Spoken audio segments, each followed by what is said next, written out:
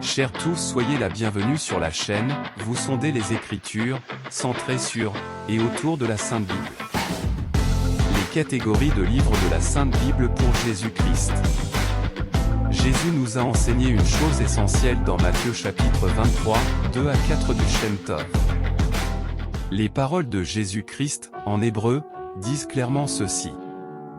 Jésus dit, sur la chaise de Moïse, sont assis les pharisiens et les savants. Et donc, tout ce que Moïse vous dit, gardez-le et faites-le, car avec leur takanot tradition et leurs actions, les pharisiens ne font pas, les pharisiens disent et ne font pas. Jésus-Christ nous a enseigné à suivre Moïse, et pas les pharisiens, car les pharisiens disent mais ne font pas, ils s'assoient dans la chaise de Moïse mais ils ne suivent pas Moïse, car s'ils suivaient Moïse ils suivraient Jésus-Christ. Ne pensez pas que moi je vous accuserai devant le Père, celui qui vous accuse, c'est Moïse, en qui vous avez mis votre espérance.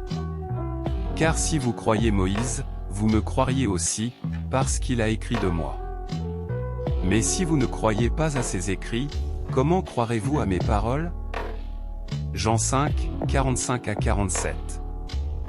Tout comme les pharisiens, Jésus-Christ confirme que la Sainte Bible a 4 catégories de livres. La première catégorie est la parole de Dieu. Psaume 119, 105 à 107, ta parole est une lampe à mes pieds, et une lumière sur mon sentier. Je jure, et je le tiendrai, d'observer les lois de ta justice. Je suis bien humilié, Éternel, rends-moi la vie selon ta parole. Jean 1, 1 à 3, au commencement était la parole, et la parole était avec Dieu, et la parole était Dieu. Elle était au commencement avec Dieu. Toutes choses ont été faites par elle, et rien de ce qui a été fait en accent aigu a été fait sans elle. Jean 1h14, et la parole a été faite chair, et elle a habité parmi nous, pleine de grâce et de vérité, et nous avons contemplé sa gloire, une gloire comme la gloire du Fils unique venu du Père. Jean 2h22, ils crurent à l'écriture et à la parole que Jésus avait dite. Jean 4h50, il crut à la parole que Jésus lui avait dite. Jean 5h19, en vérité je vous le dis. Jean 5h24, celui qui écoute la parole a la vie éternelle. La parole de Dieu donne la vie, c'est une lumière, c'est un guide, elle est créatrice, la parole de Dieu est une personne et cette personne est Jésus-Christ. La parole de l'homme n'est que l'être et mot car la parole de l'homme est créature comme l'homme. La parole de Dieu est une personne. C'est l'émissaire de Dieu pour accomplir la création et elle est aussi la rédemption de Dieu le Rédempteur. Ce sujet de la nature de Jésus-Christ sera plus approfondi dans nos prochaines séries. La deuxième catégorie est la loi de Dieu. Dans cette catégorie, il y a la loi de Moïse et la loi de Dieu. La loi de Moïse est perpétuelle tandis que la loi de Dieu est éternelle. Dans nos prochaines séries, à partir des Saintes Écritures, vous verrez la différence entre ce qui est perpétuel et ce qui est éternel. Le livre de la loi de Moïse. Deutéronome 31, 24 à 26, lorsque Moïse eut complètement achevé d'écrire dans un livre les paroles de cette loi, il donna cet ordre aux Lévites qui portaient l'arche de l'alliance de l'Éternel, prenez ce livre de la loi, et mettez-le à côté de l'arche de l'alliance de l'Éternel, votre Dieu, et il sera là comme témoin contre toi. Josué 8, 31 à 34, comme Moïse, serviteur de l'Éternel, l'avait ordonné aux enfants d'Israël, et comme il est écrit dans le livre de la loi de Moïse, c'était un autel de pierre brute, sur lesquels on ne porta point le fer.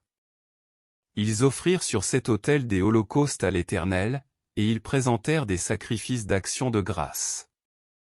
Et là Josué écrivit sur les pierres une copie de la loi que Moïse avait écrite devant les enfants d'Israël. Tout Israël, ses anciens, ses officiers et ses juges, se tenaient des deux côtés de l'arche, devant les sacrificateurs, les Lévites, qui portaient l'arche de l'alliance de l'Éternel, les étrangers comme les enfants d'Israël étaient là, moitié du côté du mont Garizim, moitié du côté du mont Ébal, selon l'ordre qu'avait précédemment donné Moïse, serviteur de l'Éternel, de bénir le peuple d'Israël. Josué lut ensuite toutes les paroles de la loi, les bénédictions et les malédictions, suivant ce qui est écrit dans le livre de la loi. Josué 23, 5-7, l'Éternel, votre Dieu, les repoussera devant vous et les chassera devant vous, et vous posséderez leur pays, comme l'Éternel, votre Dieu, vous l'a dit. Appliquez-vous avec force à observer et à mettre en pratique tout ce qui est écrit dans le livre de la loi de Moïse, sans vous en détourner ni à droite ni à gauche. Ne vous mêlez point avec ces nations qui sont restées parmi vous, ne prononcez point le nom de leur Dieu, et ne l'employez point en jurant, ne les servez point, et ne vous prosternez point devant eux.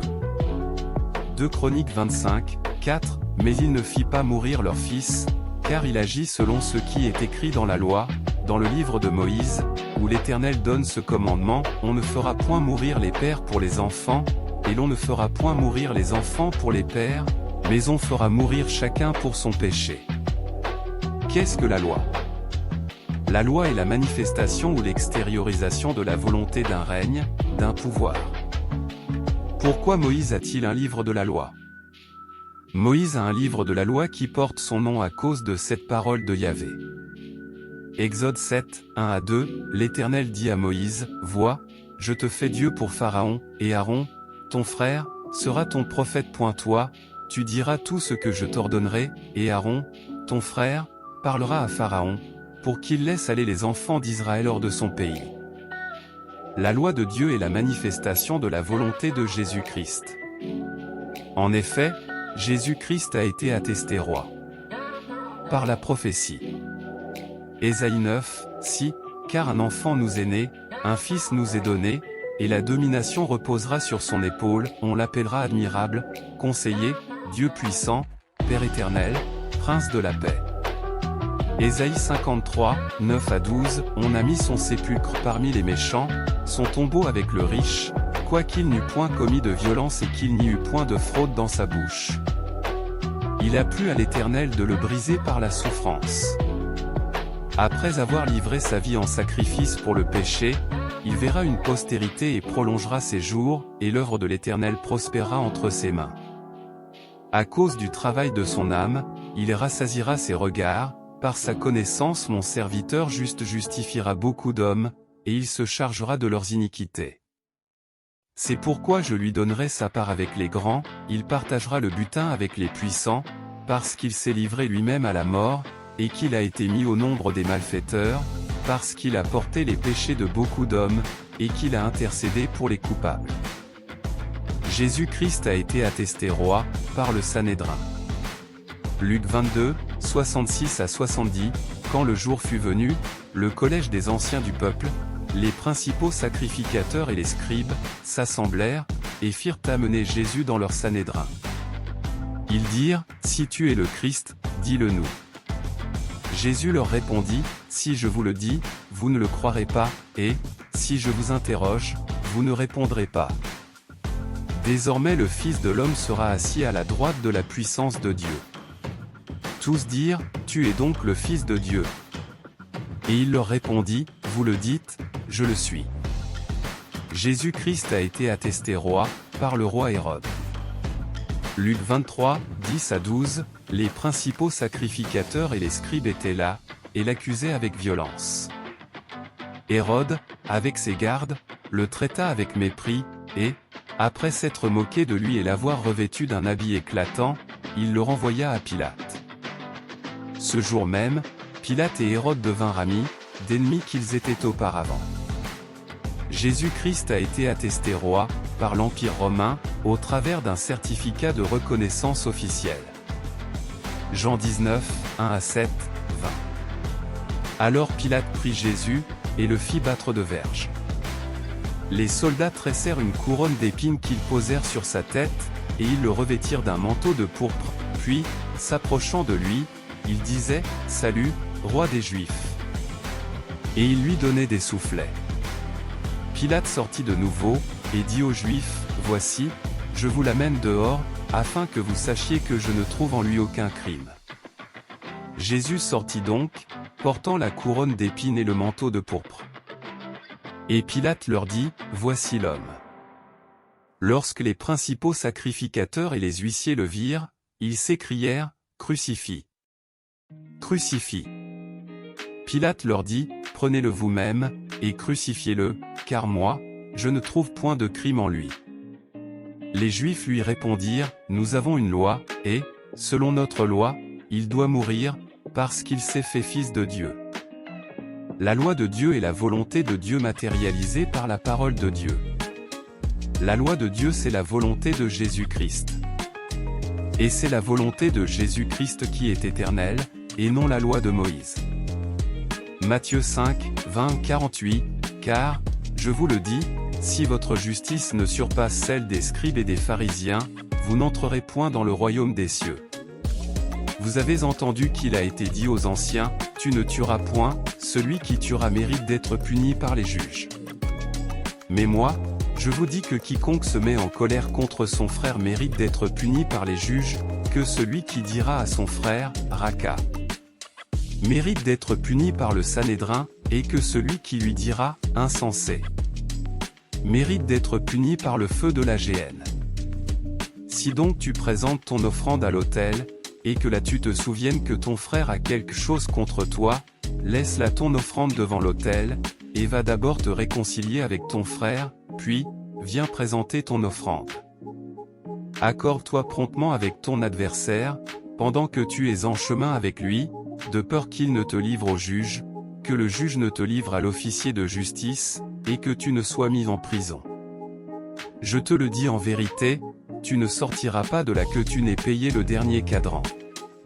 Vous avez appris qu'il a été dit, tu ne commettras point d'adultère. Mais moi, je vous dis que quiconque regarde une femme pour la convoiter a déjà commis un adultère avec elle dans son cœur.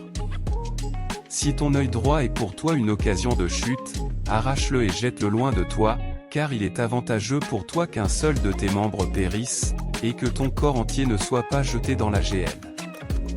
Et si ta main droite est pour toi une occasion de chute, coupe-la et jette-la loin de toi, car il est avantageux pour toi qu'un seul de tes membres périsse, et que ton corps entier n'aille pas dans la géhenne. Il a été dit, que celui qui répudie sa femme lui donne une lettre de divorce. Mais moi, je vous dis que celui qui répudie sa femme, sauf pour cause d'infidélité, l'expose à devenir adultère, et que celui qui épouse une femme répudiée commet un adultère. Vous avez encore appris qu'il a été dit aux anciens, tu ne te parjureras point, mais tu t'acquitteras envers le Seigneur de ce que tu as déclaré par serment. Mais moi, je vous dis de ne jurer aucunement, ni par le ciel, parce que c'est le trône de Dieu, ni par la terre, parce que c'est son marchepied, ni par Jérusalem, parce que c'est la ville du grand roi. Ne jure pas non plus par ta tête, car tu ne peux rendre blanc ou noir un seul cheveu. Que votre parole soit oui, oui, non, non, ce qu'on y ajoute vient du malin. Vous avez appris qu'il a été dit, œil pour œil, et dent pour dent. Mais moi, je vous dis de ne pas résister aux méchants. Si quelqu'un te frappe sur la joue droite, présente-lui aussi l'autre. Si quelqu'un veut plaider contre toi, et prendre ta tunique, laisse-lui encore ton manteau. Si quelqu'un te force à faire 1000, fais en 2 avec lui. Donne à celui qui te demande, et ne te détourne pas de celui qui veut emprunter de toi. Vous avez appris qu'il a été dit, tu aimeras ton prochain, et tu haïras ton ennemi. Mais moi, je vous dis, aimez vos ennemis, bénissez ceux qui vous maudissent, faites du bien à ceux qui vous haïssent, et priez pour ceux qui vous maltraitent et qui vous persécutent, afin que vous soyez fils de votre Père qui est dans les cieux, car il fait lever son soleil sur les méchants et sur les bons, et il fait pleuvoir sur les justes et sur les injustes. Si vous aimez ceux qui vous aiment, quelle récompense méritez-vous? Les publicains aussi n'agissent-ils pas de même? Et si vous saluez seulement vos frères, que faites-vous d'extraordinaire? Les païens aussi n'agissent-ils pas de même? Soyez donc parfaits, comme votre Père céleste est parfait. La prochaine fois, nous verrons les 2 dernières catégories de la Sainte Bible pour Jésus-Christ. Merci.